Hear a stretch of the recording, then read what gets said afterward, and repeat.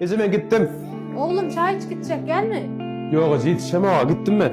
Dur hiç olmadı. Bu tür brodu bırak git. Sağ ol Ece.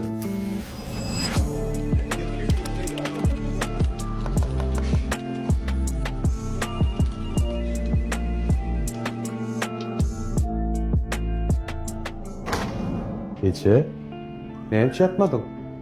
Sana araştım oğlum. Ne çağa değil Ece. Geliyen ayı. Yerden çay bile içmen giden son alad ettim. İşte işler kamar olsam.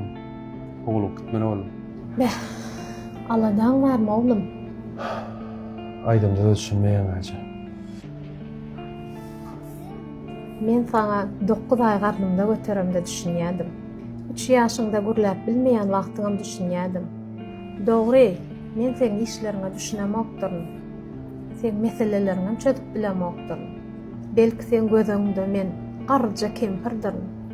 Ýöne, sen men gözümde elmedama geçecek çağa bak galýa. Öyle Ece. Men gatýady. Hiç yatayım. Bar oğlum bar. Daýda düýün toýda ejem salam aýtdylar kansyda. Sağ olsun, iyi veren yetiren sağ olsun. Kızım, su saptıra. Kızım su iç. Mı? Su saptıra. Oğlum, kıydın gürleğini oğlum bolýan, ne edip diline düşündün? Ece men, hemme tada düşündüm.